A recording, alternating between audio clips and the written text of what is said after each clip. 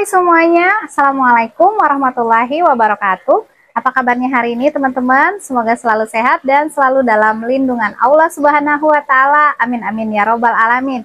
Nah, ketemu lagi dengan aku Eno di channel Eno Official yang memberikan informasi seputar dunia tutorial dan juga dunia perbankan. Nah teman-teman, hari ini aku mau ngasih informasi tentang update KUR di tahun 2023 ini yang sudah dibuka, terutama di Bank BRI. Nah, bagaimana persyaratannya, kemudian apa saja perubahannya.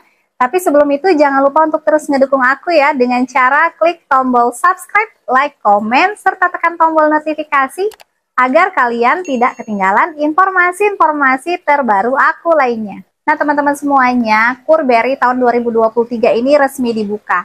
Nah, BRI juga mendapat alokasi dana untuk penyaluran KUR di tahun 2023 ini sebanyak 270 triliun. Nah, tapi khusus tahap pertama ini, pada bulan Maret 2023, BRI telah mengalokasikan penyaluran KUR ini sebanyak 12 triliun. Kemudian menurut keterangan pers yang diterima Kantor Pusat Serikat Media Cyber Indonesia atau SMSI, pada Kamis kemarin, tanggal 9 bulan Maret 2023, sesuai ketentuan dari pemerintah, terdapat perbedaan ketentuan dalam penyaluran KUR di tahun 2023 ini dibandingkan dengan penyaluran KUR di tahun-tahun sebelumnya. Untuk persyaratan dan ketentuan penyaluran KUR di tahun 2023 ini, BRI mengacu kepada Peraturan Menteri Koordinator Bidang Perekonomian atau Pemenko RI nomor 1 tahun 2023 tentang pedoman pelaksanaan KUR. Menurut Direktur Bisnis Mikro Bapak Supari menyatakan bahwa BRI sudah mulai menyalurkan KUR di Indonesia dan antusias masyarakat Indonesia masih tinggi. Untuk suku bunga di tahun 2023 ini memang ada perbedaan ya teman-teman di tahun-tahun sebelumnya. Yang mana pinjaman KUR yang baru pertama kali pinjam dikenakan biaya 6% efektif per tahun. Kemudian untuk pinjaman di atas 10 juta ya, KUR mikro dan juga KUR kecil. Nah, namun jika sudah memiliki pinjaman lebih dari satu, maka akan dikenakan biaya ke nasabah jauh lebih tinggi.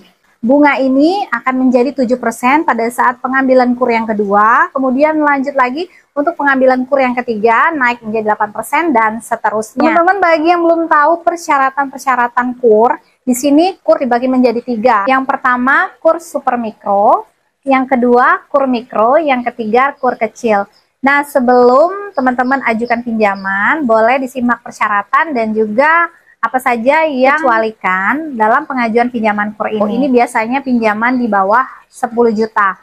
Nah, untuk persyaratannya ini ada kriteria khusus dan kriteria umum. Nah, kita mulai dari kriteria umum ya teman-teman.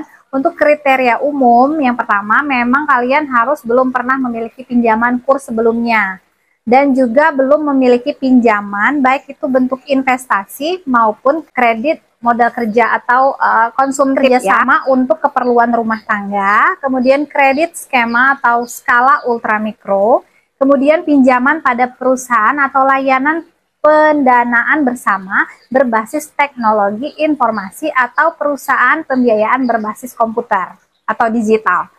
Kemudian untuk kriteria khusus teman-teman, tidak ada pembatasan minimal waktu ya untuk melakukan pinjamannya. Misalnya kalian sudah berjalan 10 tahun, 20 tahun itu nggak ada masalah. Dan untuk pinjaman yang berjalan kurang dari 6 bulan, jadi usaha kalian baru nih misalnya, boleh disimak. Yang pertama, untuk tetap harus ada yang mendampingi ya, untuk mengikuti pendamping, mengikuti pelatihan kewirausahaan. Lalu tergabung juga di dalam kelompok usaha tani, dan kemudian memiliki anggota keluarga yang sudah memiliki usaha dan usahanya layak ya. Untuk dokumen persyaratan ini tetap seperti biasa, KTP, KK, kemudian surat keterangan usaha atau NIB ya, yang dikeluarkan oleh kelurahan. Untuk pinjaman yang kedua, ini adalah jenis KUR mikro. Nah, KUR mikro ini jelas teman-teman belum pernah melakukan pinjaman KUR di tempat lain ya sebelumnya. Baik itu pinjaman komersial, kredit investasi maupun kredit modal kerja komersial ya, kecuali kredit konsumsi untuk ibu rumah tangga, untuk keperluan rumah tangga, kemudian kredit skema atau skala ultramikro, kemudian pinjaman pada perusahaan layanan pendanaan bersama berbasis teknologi informasi. Nah, untuk dokumen boleh dicatat teman-teman semua. Yang pertama, tetap KTP yang masih berlaku dan elektronik, kemudian kartu keluarga, lalu akte nikah, dan NIB atau surat keterangan usaha yang dikeluarkan oleh kelurahan ya. Nah, ini semua nanti dilengkapi, langsung datang ke bank, langsung ajukan aja ke kantor terdekat yang ada di kota kamu. Nah, untuk pinjaman di atas 50 juta sekarang wajib mencantumkan NPWP. Jadi bagi teman-teman yang belum ada NPWP, boleh dibuatkan dulu sebelum mengajukan pinjaman KUR mikro ini. Nah, yang ketiga atau yang terakhir ini adalah KUR kecil ya. KUR kecil ini terdapat kriteria umum dan kriteria khusus ya teman-teman. Yang jelas usaha kalian sudah berjalan minimal 6 bulan.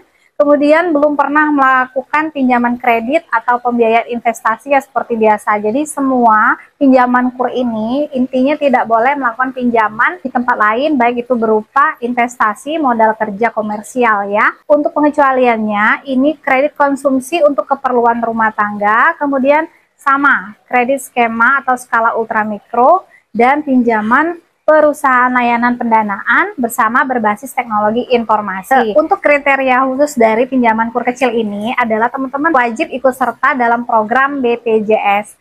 Nah, untuk persyaratan-persyaratannya, teman-teman harus lengkapi KTP elektronik, kemudian KK, akte nikah, SIUP, SITU, dan juga lengkapi NPWP. Nah, dari kesimpulan yang sudah aku jelaskan ini bahwa perubahan KUR di tahun 2023 ini adalah dari bunganya ya, yang semula setiap pinjaman itu bunganya sama, efektif 6% per tahunnya. Nah, untuk peraturan terbaru di tahun 2023 ini belum pernah melakukan pengajuan pinjaman, suku bunganya berubah untuk tahun pinjaman kedua dan ketiga ya, dan seterusnya. Jadi misalnya teman-teman sudah memiliki pinjaman pertama dengan suku bunga 6%, kemudian mau melanjutkan kembali KUR di tahun pinjaman kedua, nah ini dikenakan bunga 7% per tahun dan kelipatan seterusnya ya, seperti itu ya teman-teman. Nah teman-teman, semoga informasi ini sangat bermanfaat, dan jangan lupa untuk terus ngedukung aku ya dengan cara klik tombol subscribe, like, komen, serta tekan tombol notifikasi untuk informasi-informasi terbaru lainnya. Terima kasih teman-teman. Saya akhiri, wassalamualaikum warahmatullahi wabarakatuh.